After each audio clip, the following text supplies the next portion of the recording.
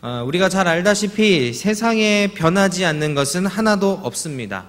아무리 단단한 강철도 세월이 흐르고 비바람 맞으면 녹이 슬고 쉽게 부스러지기 마련입니다. 그런데 이게 꼭 안 바뀌는 건 아니지만 생각만큼 좀처럼 바뀌기 어려운 것이 있다면 그것은 바로 사람이 아닐까요? 그래서 우리는 종종 이런 말 하죠. 사람이 안 하던 짓을 하면 큰일 난다. 제가 유식한 말이 있을까봐 속담이나 사자성어 찾아봤는데 그런 것도 없는 말이더라고요. 그냥 다들 의뢰 그렇게 쓰는 말이에요. 사실 우리 다임 목사님들 잘못돼봐야 하나님 나라고 천국이라고 해서 저도 별로 겁날 것은 아니지만 사람들은 원래 잘 안 바뀐다는 걸 모두 알고 있다 보니까 갑자기 누가 뭐라도 바뀌면 어떻게 하는 거예요? 걱정부터 해주는 거죠. 너 왜 그래? 무슨 일 있어? 머리 자르면 가서 뭐 헤어졌니? 안 헤어졌는데 꼭 헤어졌냐고 물어보고 걱정부터 해주는 겁니다. 사실 사람이 바뀌지 않는다는 것 멀리서 찾을 필요도 없습니다. 제 자신만 봐도 사람 진짜 바뀌지 않는 존재라는 걸 아주 금세 알게 됩니다. 제가 이렇게 보기와는 다르게 성격이 까탈스럽고 불같습니다. 전혀 동의를 안 하시네요. 포장이 좀 심했나 봅니다. 정정하겠습니다. 보시는 대로 까탈스럽고 불같습니다. 그래서 어떤 일을 할 때요, 계획에서 조금 틀어지거나 변수가 생기면 제가 성격이 좀 그런 걸 잘 못 참아요. 그래서 막 욱할 때도 굉장히 많습니다. 이런 성격이 무슨 일을 하든지 득이 될 리는 없겠죠. 근데 특별히 이렇게 보니까 자녀를 키우는데 진짜 득이 안 되는 성격이라고 하더라고요. 그래서 내 자녀를 한번 잘 키워봐야겠다라는 마음으로 고치려고 하지만 진짜 안 고쳐집니다. 다들 아이들 키워보셨죠? 그렇죠? 아이는 절대 부모 마음대로 행동하지 않습니다. 저희 집에 사는 그 아이도 예외는 아닙니다. 단 한순간도 제 생각대로 행동하는 적이 없습니다. 정말 아예 없습니다. 모든 순간이 예상에서 빗나가고 모든 것이 변수예요. 방금 딱 봐도 떨어뜨릴 것 같아서 떨어뜨리지 마. 그리고 돌아서면 떨어뜨려요. 망가뜨리고 부딪히고 막 울고 짜증냅니다. 그럼 제가 또 짜증내서 내가 짜증나면 지는 또 웃어요. 그러면 어떻게 돼요? 저도 모르게 언성이 높아져요. 야! 이름도 안 나와요. 야! 이렇게 나오는 거예요. 이렇게 하고 나면 이제 뒤돌아서서 별 생각이 다 들죠. 이게 굳이 소리 지를 것도 아닌데 이게 괜히 소리 지르는 제 모습을 봐도 좀 안타깝고, 이렇게 주눅 들어있는 아이를 보면 막 다짐을 하는 겁니다. 좋은 아빠가 돼야지. 나는 이해심 넓은 아빠잖아. 무슨 일이 있으면 말로 해도 다 알아들으니까 소리 지르지 말고 차 이러자. 막 다짐을 하는 겁니다. 그러면 또 그때 뭔가 사고를 딱 치죠. 그럼 어떻게 했을까요? 야, 너 왜 그랬니? 이렇게 해서. 소리를 질렀다고 하기는 좀 그렇지만 또 안 질렀다고 하기도 뭐한 그 상황이 매일매일 반복되는 거예요. 제 자녀를 저는 목숨보다 귀하게 여깁니다. 여러분들도 다 그렇게 키우셨잖아요. 그렇죠? 근데 목숨보다 귀하다고 여기는 자녀를 위한 일도 그렇게 잘 안 바뀌어요. 사람은 잘 안 바뀝니다. 그런데 이런 사람을 변화시키는 게 있습니다. 다른 서론 필요 없습니다. 결론부터 말하면 그것은 하나님의 말씀입니다. 사도 바울은 디모데후서 3장 16, 17절에서 하나님의 말씀에는 사람을 변화시키는 능력이 있다고 우리에게 선포합니다. 우리 함께 한번 볼까요? 디모데후서 3장 16, 17절입니다. 시작! 모든 성경은 하나님의 감동으로 된 것으로 교훈과 책망과 바르게 함과 이는 하나님의 사람으로 온전하게 하며 모든 선한 일을 행할 능력을 갖추게 하려 함이라. 아멘. 사람이 아무리 말을 잘하고 논리적으로 말을 해도요, 한 사람 감동시키고 변화시키기가 어렵습니다. 장사해 보신 분들 알잖아요. 이렇게 가게에 와가지고 이렇게 보시면 그것에 대한 좋은 점 아무리 잘 얘기해도 사는 사람보단 그냥 보고 지나가는 사람이 더 많은 거 아닙니까? 말로 사람을 감동시키고 변화시키는 일은 진짜 어려운 일입니다. 그런데 하나님의 말씀은 사람을 온전하게 하고 선한 일을 할 수 있도록 변화시키는 능력이 있다고 사도 바울은 우리에게 말씀하고 있습니다. 여러분, 이 능력은요, 단순히 사람의 습관 정도를 변화시키는 그런 수준이 아닌 겁니다. 사람이 어떻게 온전하고 사람이 어떻게 선한 일을 할 수 있겠습니까? 사람은 온전한 존재가 아니고 선한 일을 좋아하지 않습니다. 악한 것을 찾고 언제나 나쁜 것을 찾아가는 게 사람의 본성인데, 그 사람으로 하여금 온전하게 하고 선한 일을 하게 한다는 것은 습관이 변하는 정도가 아니라 그 사람이 가지고 있는 본질 자체를 변화시킨다는 말씀입니다. 그러니까 하나님의 말씀에 담겨져 있는 능력은 정말 어마어마한 능력이라는 것이죠. 오늘 사도 바울이 그 말씀으로 한 사람을 변화시킨 이야기가 나타납니다. 사도 바울은 이 말씀을 철저히 신뢰했고 이 말씀을 가지고 수많은 사람과 공동체를 변화시켰는데, 오늘 본문에 등장하는 이 사람도 바로 그 사람 중 한 사람입니다. 사람의 이름은 오네시모입니다.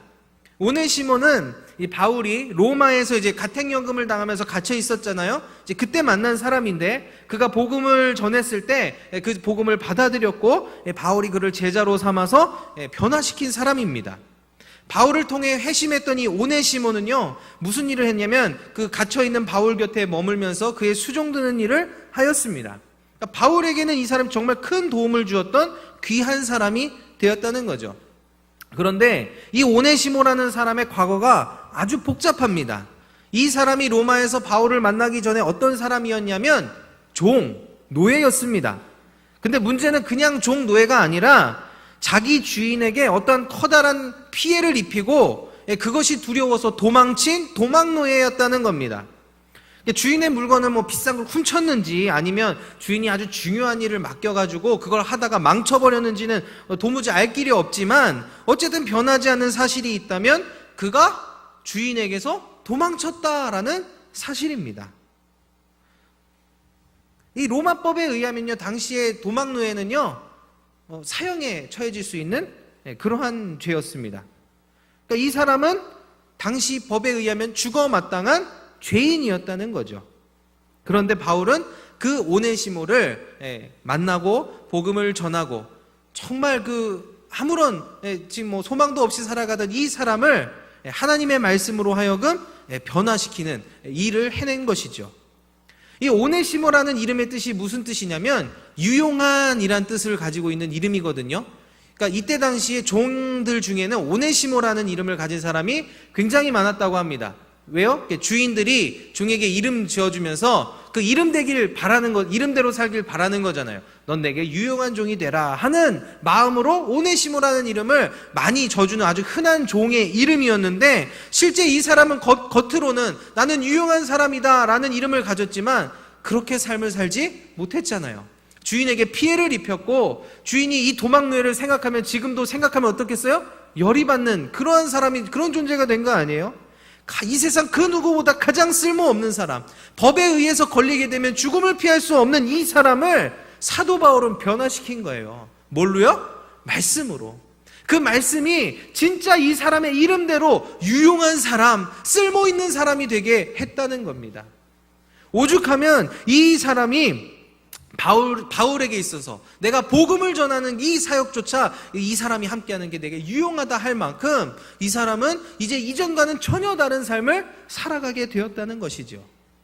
사랑하는 성도 여러분, 우리가 이 땅을 살아가면서 쓸모 있는 사람이 되면 좋겠습니까? 쓸모 없는 사람이 되면 좋겠습니까? 쓸모 있는 사람이 되어야 하지 않겠습니까? 우리 이제 나이 드신 남자분들, 이제 퇴직하신 남자분들을 가끔 만날 때 이제 원래 다니던 일을 그만두시고 정년 퇴직을 하시고 때로는 경비 일을 하시기도 하시고 조금은 어려운 일, 막 관리 일 같은 걸 하실 때도 종종 있습니다. 근데 제가 그분들과 함께 이야기를 나눠보면 한결같이 하시는 말씀이 뭐냐면, 제가 이 나이에 일할 수 있는 이 자체가 너무너무 감사한 겁니다 라고 말씀한다는 거예요. 어떻게 보면 사람들 보기에 그 아파트 경비하고 건물에 관리하는 것, 어떻게 저게 무슨 좋은 일이라고 저렇게 기뻐할까라고 생각할지 모르겠지만, 그분들 입장에서는 나의 인생의 후반전을 아무것도 쓸모없는 사람으로 살아가는 것이 아니라 이 일이라도 하면서 내가 뭔가 할 수 있다는 그 자체가 너무 감사하다는 거예요. 그러니까 우리 사람은요, 쓸모있는 존재가 되었을 때 그것이 기쁨이 되고 보람이 되고 삶을 살아가게 하는 능력이 되잖아요. 적어도 사람들에게도 그렇지만 하나님 앞에도 쓸모있는 사람이 되어야 하지 않겠습니까? 그러기 위해서 우리가 무엇이 필요한가? 우리를 변화시킬 말씀이 필요하다는 거예요. 왜 우리가 늘 말씀을 듣고 예배의 자리로 나와서 하나님께 귀 기울이느냐? 그 말씀이 나를 이 오네시모처럼 하나님과 사람 앞에 유용한 사람으로 만들어내기 때문입니다. 사랑하는 성도 여러분, 우리가 어떻게 보면 성경 말씀 너무너무 많이 듣잖아요. 때로는 똑같은 본문으로 막 설교를 2번 듣고 3번 듣고 하잖아요. 제가 본문 말씀만 딱 갖고 와도 오늘은 벌써 이것부터 하겠다. 1번 되지, 2번 되지, 3번 되지 딱 나오지. 벌써 제가 인사하겠습니다 했는데 벌써 결론 다 나오시는 분들 계시잖아요. 그렇죠? 그럼에도 불구하고 왜 이 자리에 나와서 우리가 늘 말씀을 가까이 해야 하느냐? 말씀이 사람을 변화시키기 때문입니다. 그 말씀이 나로 하여금 하나님께 쓸모있는 자가 되도록 만들기 때문입니다. 사랑하는 성도 여러분, 말씀 가까이 함으로 하나님께 또 복음의 사역 앞에 쓸모있는 자 되기를 주님의 이름으로 축복합니다. 그런데 놀라운 건 뭐냐면 이 오네시모가 피해를 입히고 도망했던 주인이 사도 바울과 아는 사이였다는 거예요. 이 사람 이름이 누구냐? 빌레몬이라는 사람인데 오네시모가 도망했던 주인의 이름입니다. 근데 이 빌레몬은 원래 사도 바울의 제자이자 현재 골로새 교회의 지도자적인 역할을 하는 인물이었습니다. 그러니까 세상이 진짜 좁죠. 내가 살고자 노예가 주인을 피해서 도망쳤는데 도망쳐서 나에게 생명을 준 은인이 누구냐? 자기가 도망친 주인의 선생님이었다는 거예요. 사도 바울도 이 사실을 잘 알고 있었습니다. 사도 바울은요, 이 2명의 관계 속에서 고민을 하다가 결국에 한 가지 결정을 내리게 됩니다. 그게 무엇이냐면 오네시모를 원래 주인이었던 빌레몬에게 돌려보내는 것이었습니다. 여러분, 근데 만약에 사도 바울이 이제 너 주인에게 가라 해서 그냥 가면 어떻게 될까요? 뻔하죠? 죽음을 면치 못하는 거 아닙니까? 그러니까 이 손에 편지 한 통을 써주는 거예요. 가서 너 큰일 당하기 전에 일단 빌레몬에게 이 편지를 전해줘라.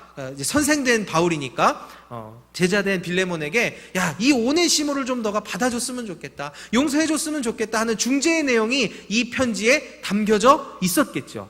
그 편지가 무엇이냐? 오늘 우리가 읽은 빌레몬서인 겁니다. 그러니까 이 빌레몬서는요, 다른 서신들하고 조금 달라요. 다른 서신들은 공동체를 향해서 어떤 사역자를 향해서 쓰는 서신이었다면 이 빌레몬서는 정말 지극히 개인적인 부탁을 한 사람에게 하는 아주 독특한 편지인 것이죠. 그래서 이 빌레몬이 이 편지를 받고 오네시모를 용서할 수 있도록 도와주는 겁니다. 근데 잘 생각해 보세요. 빌레몬 입장에서 이 일이 과연 쉬운 일이었을까요? 아무리 바울이 선생님이지만 이건 쉽게 부탁할 수 있는 것도 아니고 또 부탁한다고 쉽게 들어줄 수 있는 것도 아니에요. 그런데도 불구하고 사도 바울은요, 빌레몬에게 너무너무 당당하게 이것을 요구하고 있는 거죠. 오히려 너무 뻔뻔하다는 생각이 들 정도입니다. 어떻게 이게 가능할까요? 그 이유는 일단 오네시모의 변화에 있겠죠. 이전에는 믿을만하지 못한 사람이었고 유용하다는 이름과는 전혀 반대의 삶을 살았지만 이제는 정말 온전하게 변화되어서 아주 믿을만한 사람이 되어서 살려줄 가치가 있는 사람이 되었기 때문에 그렇게 일단 추천을 했겠죠. 근데 그보다 먼저 앞서는 이유가 하나 있는데 빌레몬도 역시 오네시모가 겪었던 그 변화를 똑같이 경험했던 사람이기 때문입니다. 오늘 18절 19절을 다시 한번 읽어보겠습니다. 시작. 그가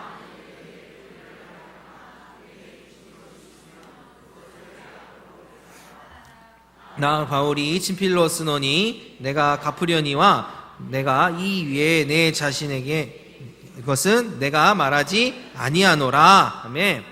이게 무슨 말이냐면요, 빌레몬한테 이렇게 한 거야. 빌레몬아, 네가 오네시모를 좀 받아줬으면 좋겠는데 그래, 쉽지 않은 일이라는 건 나도 알고 있어. 혹시 그가 너에게 끼친 손해 때문에 받아주는 게 어렵다면 내가 대신 갚을게. 그런데 네가 나에게 진 빚이 있잖아?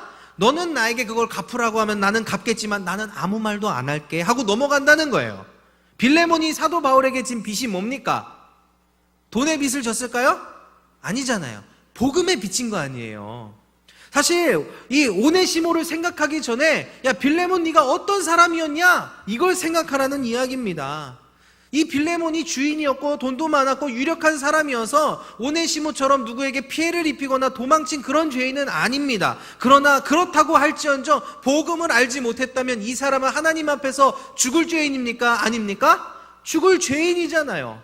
그러니까 이 사람도 똑같이 죽을 죄인이었는데 사도 바울을 통해 말씀을 배웠고 그가 오네시모처럼 인격적인 근본적인 변화를 통해 변화되어서 새 생명을 얻은 복음의 빚진 자가 되었으니 이제 너도 용서해 주라는 얘기입니다. 너도 죽어 마땅한 사람이었으나 하나님께 생명 받은 것처럼 그 오네시모가 안 변했다 할지라도 용서해 주는 것이 마땅한데 이제는 변화되어서 너에게 내가 자신 있게 권하고 있으니 너는 그를 받아주라는 이야기입니다. 사랑하는 성도 여러분, 우리가 이 말을 어쩜 너무 당연하게 받는지도 모르겠어요. 그렇죠? 우리가 늘 배우는 말씀이잖아요. 우리가 값없이 용서받았으니 다른 사람에게 값없이 용서해 주는 것이 마땅하다. 우리 너무너무 쉽게 이야기하고 있습니다. 잘 살지 못해서 문제지. 그렇죠? 그런데 이 이야기는요, 우리에게는 이렇게 쉽게 들릴지 모르겠지만 이 시대 속에서는 너무너무 충격적인 이야기예요. 빌레몬에게도 충격적이고 빌레몬뿐만 아니라 그냥 이 시대에 사는 모든 사람이 들었을 때 충격적인 이야기입니다. 왜냐? 노예는요, 인격을 가지고 있는 사람이었지만 사람 취급을 받지 못했습니다. 그럼 무슨 취급을 받았을까요? 물건 취급을 받았던 존재들이에요. 여러분, 청소하다가 쓸만한 물건이 하나 딱 나왔는데 오랜만에 어디서 뭘 꺼냈는데 쓸만해요. 뭐 부서지거나 해지고 그런 건 없고 그냥 꼬질꼬질한데 생각해보니까 우리 집에 쓸 이유가 없어요. 그럼 보통 이거 어떻게 합니까? 버리죠. 우리가 무단투기 하는 게 아니라고 한다면 이걸 버렸을 때 누가 뭐라고 하지 않습니다. 혹시 나는 우리 집에 있는 쓸모없는 물건을 버렸다 경찰서에 가서 조서를 쓰고 온 적이 있다, 뭐 이런 분은 저에게 찾아오세요. 그거 잘못된 겁니다. 네. 뭔가 잘못된지 제가 살펴볼 텐데 사람은 절대 그런다고 해서 누가 뭐라고 하지 않아요. 근데 이때 당시에 노예는 지금 제가 말한 것과 같은 취급을 받았다는 거예요. 주인이 이 노예를 어떻게 하든지 간에 아무도 그걸 뭐라고 할 사람이 없을 만큼 그냥 물건이에요. 이건 주인의 손안에 있는 거예요. 용서를 해주든 용서를 하지 않던 이것은 뭐 그냥 주인 마음이에요. 근데 그 주인과 종이 인격적으로 서로 용서하고 용납해 주라는 것, 이거는 상상조차도 해본 적이 없는 일인 거예요. 생각조차도 해본 적이 없는 일이라는 거예요. 이 말이 그럼 사도 바울이 노예제도를 반대했던 사람입니까? 아니에요. 그 말을 한 적도 없어요. 사도 바울의 권면을 잘 보면은요, 노예제도를 찬성한다, 폐지한다, 이걸 훨씬 뛰어넘는 수준이에요. 왜냐? 16절 17절을 보면 이렇게 말해요. 이후로는 종과 같이 대하지 아니하고 종 이상으로 곧 사랑받은 형제로 둘 자라. 내게 특별히 그러하거든 하물며 육신과 주 안에서 상관된 내게랴. 그러므로 내가 나를 동역자로 알진대 그를 영접하기를 내게 하듯하고.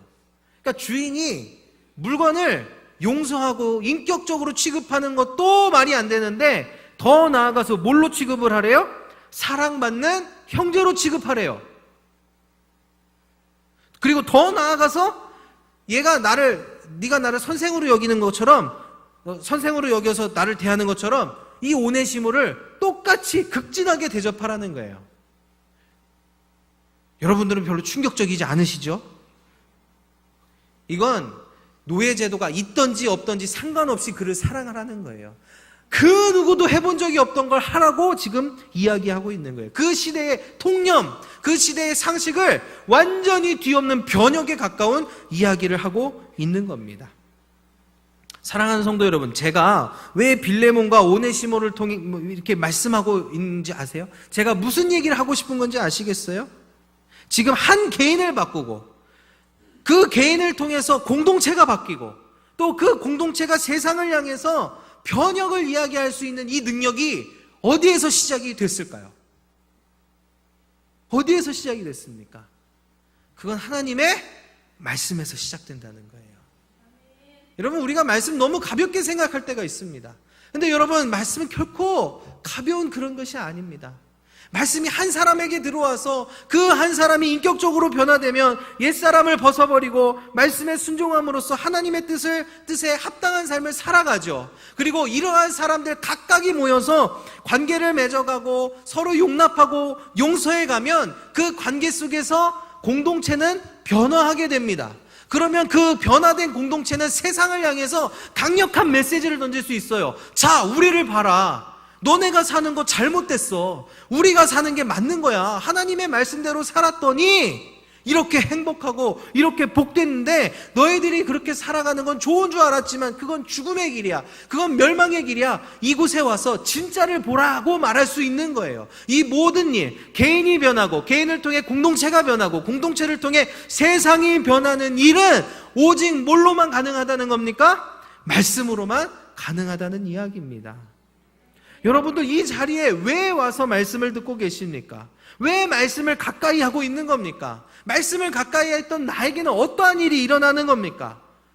많은 성도님들이 오해하기로는 일주일 동안 살아가면서 지치고 상처받은 내 심령, 그냥 내 상처받은 마음을 듣고 회복시켜주고 위로해주면 그날 은혜 받았다라고 말하면서 가는 분들이 너무너무 많다는 겁니다. 근데 여러분, 말씀은 그걸로 끝내는 게 결코 아닙니다. 당연히 말씀은 우리를 회복시키죠. 우리를 위로합니다. 근데 그 수준에서 끝나는 게 아니라 나로 하여금 내 삶을 바꾸게 하고 나를 통해 공동체가 바뀌게 하고 그 공동체는 세상을 향해 하나님의 뜻과 말씀을 선포하도록 하는 것이 이 말씀의 최종적 목표라는 사실입니다. 사랑하는 성도 여러분, 내가 뭐라고, 목사님 저는 아무것도 아닙니다, 이렇게 말씀하지 마세요. 때로는 이것이 나를 겸손하게 만든다고 생각할지 모르겠지만 그건 나를 겸손하게 만드는 것이 아니라 나를 통해 일하실 하나님의 말씀의 능력을 약화시키고 축소시키고 더 나아가서 무시하는 말입니다. 하나님은 우리 각 사람을 향해서 놀라운 비전을 가지고 계신 줄 믿습니다. 그리고 나는 그 사명대로 세상에 나아갈 때 내가 생각하는 것보다 훨씬 더 강력한 영향력이 나를 통해 발휘된다는 걸 깨닫기를 소망합니다. 이런 관점 속에서 볼 때 제 안에는 흔들리지 않는 확신 한 가지가 있습니다. 그것이 무엇이냐? 이 어두운 세상에서 소망이 되는 것, 여전히 아직도 소망이 되는 것은 오직 교회뿐이다라는 확신입니다. 왜요? 사람과 공동체와 세상을 바꾸는 이 말씀이 어디에서 선포되고 있어요? 오직 교회에서 선포되고 있기 때문입니다. 올해로 98세 되신 연세대학교 철학과 교수님이 계신데요, 김영석 교수님이라는 분께서 독실한 크리스천이세요. 왜 기독교가 우리에게 필요한가라는 책을 내셨습니다. 읽다가 그 속에서 한 글귀가 저에게 참 제 마음에 와닿았어요. 이렇게 말씀하고 계세요. 교회가 사회를 위해 존재한다고 이야기했듯이 이 사회에 교회가 없으면 안 됩니다. 그러면 대한민국에 희망이 없습니다. 교회는 사회에 희망을 줄 수 있어야 합니다. 앞으로 그것이 교회의 사명이 되어야 한다는 생각을 가졌으면 좋겠습니다. 모든 그리스도인이 교회의 사명에 대해 관심을 기울이고 뜻을 같이 하기를 바랍니다. 여러분, 이 세상에 소망이 되는 게 뭘까? 많은 사람들 분석하잖아요. 이 나라가 어디로 가야 잘 먹고 잘 살고 행복해질 수 있을까? 경제가 좋아져야 된다. 정치가 발전해야 한다. 기업들이 투명하고 깨끗해져야 한다. 사람의 의식 수준이 높아져야 한다. 우리가 예의 범절이 있어야 하고 상호 간의 존중이 있어야 한다고 말합니다. 그것이 이 나라 이 민족의 소망인 것처럼 다들 생각하고 나아갑니다. 그런데 100세를 바라보시는, 한 세기를 다 살아오신 이 노 교수님은 그렇게 생각하지 않는다는 거예요. 여러분, 100년을 살면서 이분이 세상에 얼마나 많은 지혜를 배워왔겠습니까? 세상에 얼마나 좋은 것들을 많이 보아왔겠습니까? 근데 이분의 눈에는 여전히 그것들이 이 나라와 이 땅의 소망이 된다고 말하지 않는다는 거예요. 이분은 오직 교회만이 이 땅의 소망이고 희망이 된다고 말합니다. 결코 그것을 우리가 잊어서도 안 되고 교회가 존재하는 이유임을 우리가 깨달으라고 도전하고 있다라는 겁니다. 그런데 안타까운 사실이 뭔지 아십니까? 원래는 교회가 세상을 걱정해야 돼요. 그들에게 희망을 제시하고 그렇게 가면 안 된다고 말해야 되는데 언젠가 이게 조금 역전이 됐어요. 교회가 세상을 걱정하는 게 아니라 세상이 교회를 걱정하기 시작합니다. 야, 너네 왜 그러냐? 너네 그거 잘못하는 거 아니냐? 방송에서 교회의 잘못들을 막 때려냅니다. 그걸 바라보면서 야, 이거 너네 잘못된 거 좀 고쳐야 될 거 아니야, 너네 이런 데 아니잖아 라고 우리에게 되려 걱정을 해주고 있다라는 거예요. 어쩌다 이렇게 돼버렸습니까? 무엇이 문제입니까? 문제는 딱 하나예요. 사람이 교회를 통해 변화되지 않고 있다는 얘기입니다. 변화된 사람이 거기에서 영향력을 끼치는데 아무도 변화하지 않으니까 영향력을 끼칠 사람들이 없다라는 거죠. 그러면 문제가 뭡니까? 말씀의 힘이 없어졌습니까? 아닙니다. 우리 하나님의 말씀은 여전히 능력이 있습니다. 말씀 안에서 역사하시는 성령 하나님은 태초부터 계셨던 그 성령님이 동일하십니다. 그러면 문제는 뭐예요? 말씀을 통해 사람을 가르치고 변화시켜야 할 그 사명을 우리가 잘 감당하지 못하고 있다라는 결론밖에 나오지 않는 것이죠. 제가 사도 바울의 통찰력을 참 부러워합니다. 특별히 그 사도 바울이 가지고 있는 통찰력 중에 참 대단하다고 생각하는 것이 무엇이냐면 교회를 사람의 몸으로 비유한다는 거예요. 다 아시잖아요? 머리 대신 그리스도, 그리고 각 지체된 우리 성도가 하나님의 교회이고 몸이다, 한 몸이다 이렇게 말하지 않습니까? 지체에 대한 설명을 하기 위해서 사도 바울이 몸의 비유를 사용하는데요, 사실 교회에 대해서 이야기할 때 꼭 지체뿐만 아니어도 정말 몸으로 비유하면 이해가 아주 쏙쏙 되는 게 교회입니다. 자, 여러분, 우리 장성한 성인의 몸이요, 날마다 죽어가고 있는 거 아시죠? 아니, 우리 권사님들 노하실 것 같네요. 아니, 목사님 지금 본인 젊다고 지금 죽어간다 이런 소리 하면 기분이 좀 나쁘죠. 이런 말이 아닙니다. 사람은요, 이제 성장을 다 한 장성한 사람은 날마다 죽어가고 노화를 겪어가는데요, 이게 우리가 생각하는 것보다 좀 단위가 심각하게 높습니다. 우리가 세포로 이루어져 있잖아요, 사람이. 그렇죠? 수많은 세포가 있는데 하루에 세포가 몇 개나 죽는지 아세요? 사람이 하루에, 사람마다 평균적으로 좀 다르긴 하지만 평균적으로 500억에서 700억 개 정도가 하루에 죽는답니다. 뭐 그럴 수도 있지 하는 느낌이에요. 놀랍지도 않아요. 저는 사실 이걸 어떻게 세야 하나 감이 안 잡히는데, 근데 여러분 500억 개예요. 500개가 아니라 500억 개, 700억 개의 세포가 죽는데, 매일 죽는데, 그것도 매일 죽는데 티가 나요, 안 나요? 네, 자고 일어나면 피곤할 뿐이지 어제와 똑같은 오늘 아니겠습니까? 그렇죠? 왜 그럴까? 왜 티가 안 날까요? 뭐 일단 물리적으로 작으니까 그렇겠지만, 티가 안 나는 이유는요, 500억에서 700억 개가 죽으면 그만큼 새로운 세포가 다시 태어나기 때문이에요. 네, 당연한 얘기잖아요. 죽는 만큼 새로 태어나니까 우리의 몸이 유지되고 오늘 하루하루를 살아가는 거예요. 근데 자, 만약에 생각해 보세요. 우리 몸이 뭔가 잘못돼서 죽는 거는 똑같이 500억 개에서 700억 개가 죽는데, 새로 태어나는 세포가 현저히 줄어들면 어떻게 될까요? 네, 그건 비정상적인 노화가 시작되거나 혹은 우리 몸의 어딘가에 괴사가 일어나는 거죠. 그렇죠? 어딘가가 죽어나가기 시작하는 겁니다. 이게 몸이잖아요. 그렇죠? 교회가 똑같습니다. 교회는 어떤 곳이어야 되느냐? 날마다 새로운 생명이 태어나야 하는 곳입니다. 사람이 변화되어야 되는 곳입니다. 제자가 제자 삼는 일들이 계속해서 일어나야 하는 것이 교회인 것입니다. 근데 그렇게 되지 않으면 어떻게 돼요? 교회는 죽어가는 거예요. 늙어가는 게 비정상적인 그 노화를 겪어가면서 유럽의 수많은 교회가 그랬던 것처럼 사람이 없는 텅텅 빈 교회, 결국 생명력이 없어지는 교회가 될 뿐인 겁니다. 근데 반대로 새로 태어나는 새 생명들, 새로 태어나는 제자들이 많이 생겨난다고 한다면 어떻게 될까요? 사람의 몸은 죽는 만큼 태어나면 정상적인 노화를 겪다가 죽겠죠. 그렇죠? 근데 교회는 조금 다릅니다. 특별합니다. 교회에 새로운 생명이 계속해서 태어나면은요, 교회는 현상 유지되는 정도가 아니라 더 젊어집니다. 더 강해지고 더 건강해지는 거예요. 사랑하는 성도 여러분, 그럼 우리가 무엇에 관심을 가지고 살아가야 하겠습니까? 무엇을 관심을 가지고 살아가야 할까요? 제가 요즘에 성도님들을 만나고 신방할 때면 정말 많이 듣는 질문이 하나 있습니다. 놀랍게도 정말 하는 게 거의 토시 하나 안 틀리고 저에게 물어봅니다. 나지막한 소리로, 목사님, 우리 언제 이사 가요? 뭐 비밀스럽게 물어봐요. 뭐라도 제가 하나 더 아는 것 같이, 목사님 알고 있으면 어서 내놔보세요. 난 너무너무 궁금해요. 하는 표정, 그 반짝반짝한 눈초리 있죠? 그걸로 저에게 물어보세요. 우리 언제 이사 가요? 저도 되게 궁금해요. 그러니까 똑같아요. 우리 담임 목사님이 여기서 광고하시고 하시는 말씀대로 알고 있는데 막 뭐라도 저가 더 알고 있는 것처럼 막 물어보시는 거예요. 대답해주고 싶은데 거짓말로 대답할 수는 없잖아요. 뭐 좀 안타까움이 있는데 다들 그걸 물어보세요. 우리 목사님 말씀을 믿으시면 됩니다 하셨죠? 네. 그런데 그 질문을 들을 때마다 제 마음속에 드는 안타까움 한 가지가 있어요. 그게 뭐냐면 우리가 질문을 좀 바꿔야 하지 않을까. 언제 가느냐 이거 중요하죠. 왜요? 이사 짐 싸야 되고 또 준비해야 되니까 마음의 준비도 해야 되고 그렇죠? 근데 이거보다 더 중요한 건 우리가 왜 가느냐는 겁니다. 왜? 무엇 때문에 거기 가는 겁니까?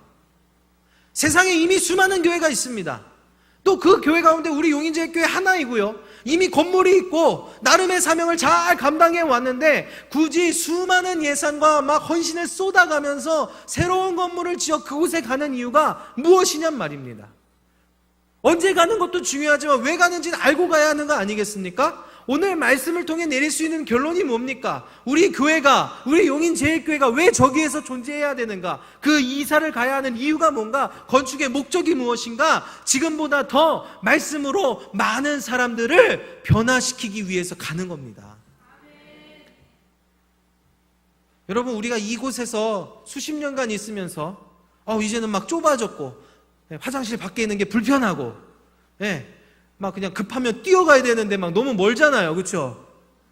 우리가 이제 좀 힘들게 신앙생활 했으니까 보상받으러 간다고 생각하지 마세요. 그게 목적이 아닙니다.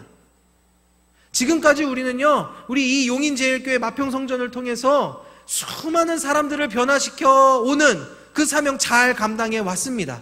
너무너무 잘하셨습니다. 그런데 세상은요, 생각보다 빠르게 변하고 사람들은 필요로 하는 게 더 많아지니까 여기에서 할 수 있는 그 역량으로는 조금 아쉬움이 있어서 우리가 이 일들을 더 효과적으로 잘 감당하고 정말 세상 사람들이 필요한 것들을 제공해서 그들을 제자 삼고 말씀으로 변화시키기 위해서 그곳에 가는 겁니다. 이게 우리의 목적인 거예요. 이게 우리 안에 가장 먼저 정리가 돼야 한다는 겁니다. 그게 정리가 되면 그 다음은 뭐예요? 결단해야죠. 그럼 이것이 교회의 사명이고 교회의 존재의 목적이고 성도로서 감당해야 할 일이라면 나는 무엇을 해야겠는가? 나는 어떤 일을 통해 사람을 변화시킬 수 있겠는가를 고민하는 것이 지금 우리가 이 자리에서 던져야 할 질문이라는 사실입니다. 우리가 말씀으로 제자를 삼는 이 일은 크게 두 가지 사역으로 나눌 수 있습니다. 첫 번째, 아주 우리가 잘 아는 거죠. 전도죠, 전도. 우리가 나아가서 믿지 않는 많은 사람들에게 예수 그리스도의 이름을 선포하는 일입니다. 이론상으로는 부응하기가 아주 쉬워요. 여기 앉아있는 사람들이 한 사람씩만 다 전도해 오면 우리 교회는 몇 배? 2배. 너무 쉽죠. 배가 부응했습니다. 그런데 이론은 이론일 뿐 실제는 다르잖아요. 그렇죠? 한 사람 전도하기가 얼마나 힘들어요. 오죽 힘들면 천국에서 한 사람 전도할 때 잔치한대요. 오죽 힘든 걸 다 아시니까. 그만큼 힘든 것이 전도입니다. 그러니까 우리 교회에서는 뭐예요? 새생명 전도 축제, 화요일, 목요일 전도, 또 아파트 전도, 이렇게 전도의 장을 마련해서 개인이 하려고 하면 힘든 부분들을 같이 하기도 하고, 또 사명을 주기도 하고, 또 어떤 행사를 통해서 그 전도의 기회를 주기도 하는 거잖아요. 그렇죠? 그러니까 우리가 이런 기회가 있을 때마다 절대 구경꾼이 되면 안 됩니다. 제가 올해 전도 축제 하면서 늘 강조한 게 뭐예요? 전도 축제, 남의 전도 축제 만들지 말자. 왜 남이 전도 축제 있을 때 나는 구경하느냐? 내가 전도 축제에 참여해서 축제 참여자가 돼야지 왜 남의 전도 축제 만드느냐? 제가 이렇게 말했잖아요. 그러니까 우리가 이 교회를 통해서 말씀으로 사람을 변화시키고 제자 삼는 이 일을 위해 우리 전도의 사명 절대 쉬어서는 안 될 줄 믿습니다. 계속해서 해왔던 이것들에 열정을 가지고 잘 감당해내는 저와 여러분이 되면 좋겠습니다. 그럼 두 번째 생명을 살리는 것이 무엇인가? 교육입니다. 특별히 우리에게 맡겨진 자녀를 잘 양육하고 교육시키는 일이라는 거예요. 근데 이 교육이라는 거는요, 방금 말씀드린 전도하고 비교했을 때 어떤 측면에서 굉장히 효과적인 부분이 있어요. 그게 뭐냐면 우리 전도는 어떻게 하는 거냐면 없는 중에 하나씩 채워오는 게 전도라고 한다면 교육은요, 있는 중에 남기는 게 교육이에요. 왜요? 나면 내 거잖아요. 그렇죠? 일단 우리 거잖아요. 나서 데리고 오면 일단 여기 안에 있는 거잖아요. 그러니까 이미 우리 안에 가득 있는 것들을 잘 남기는 것이 교육이라는 거예요.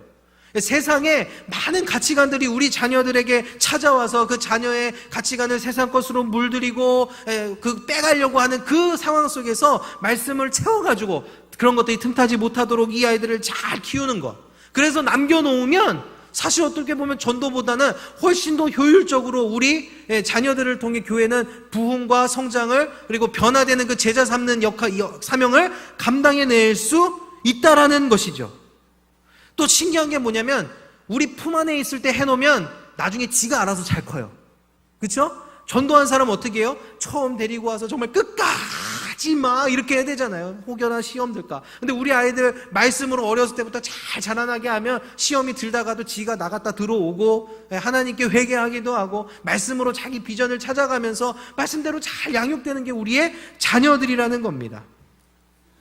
특별히 우리가 역북 성전에 가면은요 가르칠 아이들이 있어요, 없어요? 예, 이미 있고 더 많아질 겁니다. 그리고 그 아이들을 가르칠 만한 공간이 있습니까, 없습니까? 있죠. 아주 넓게 있죠. 아주 좋은 시설들이 있을 겁니다. 근데 뭐가 없는 줄 아세요? 가르칠 사람이 없어요. 제가 이 말하기가 참 어려운 게 뭐냐면 우리가 지금 몇 주 동안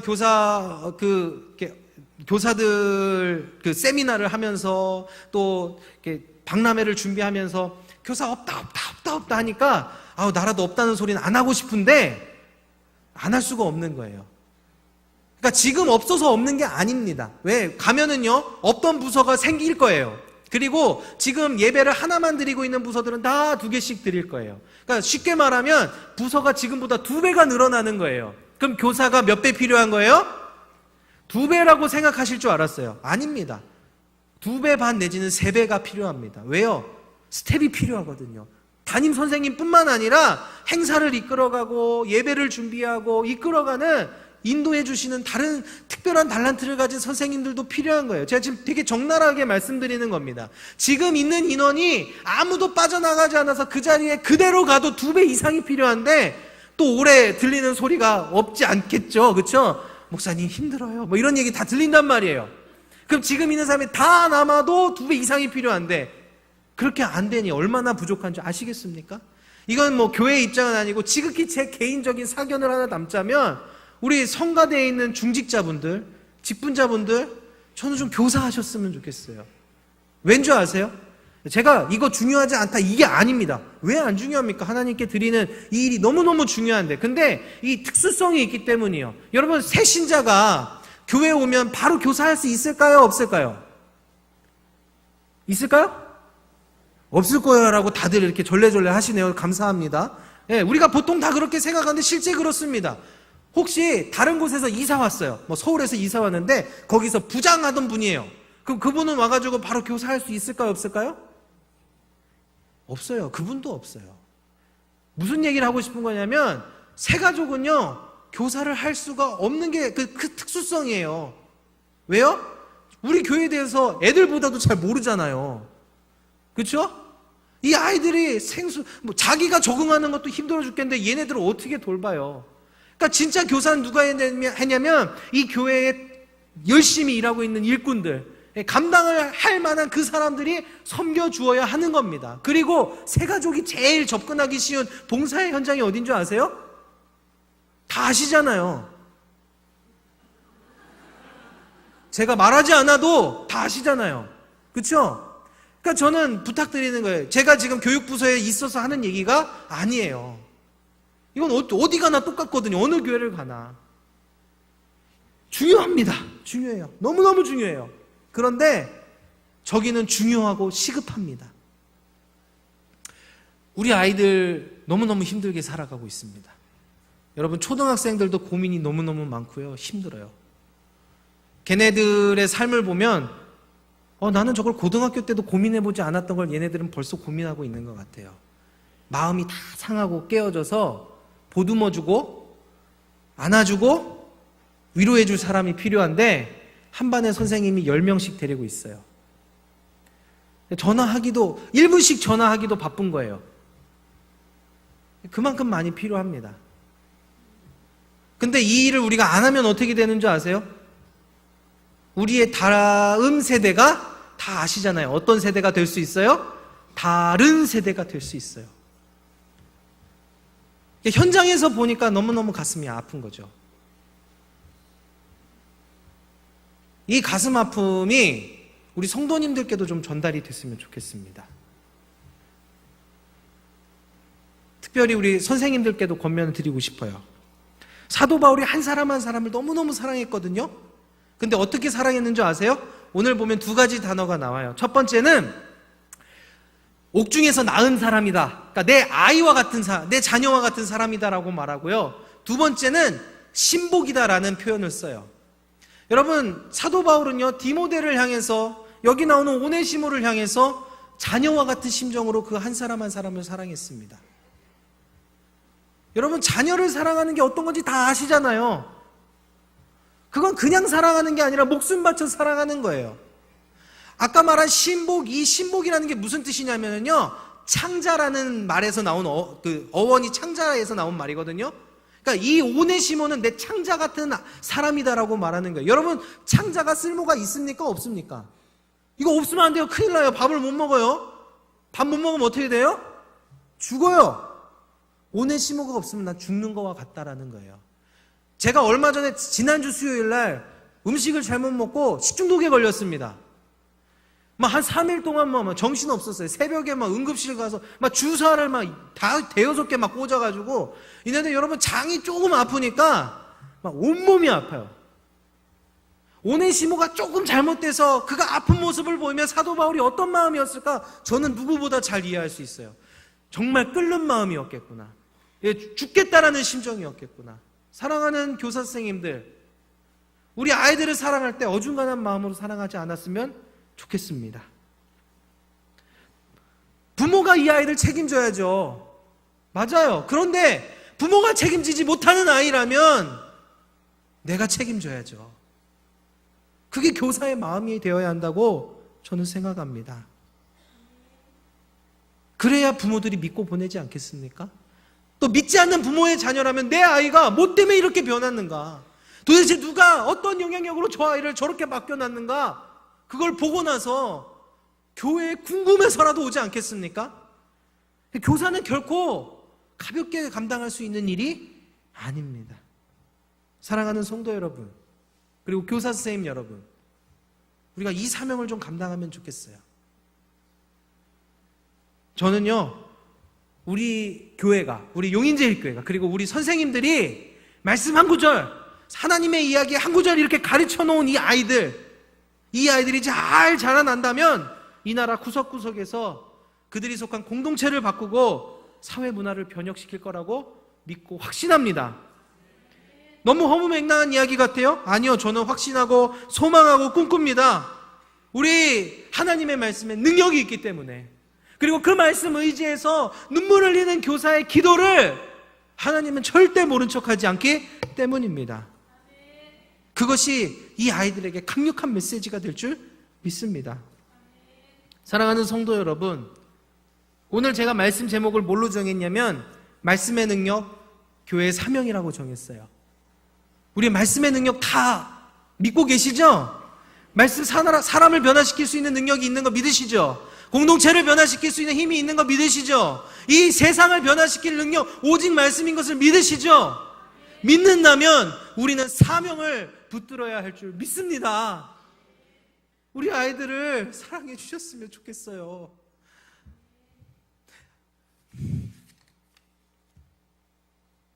아유, 죄송합니다. 우리 찬양하면 좋겠어요.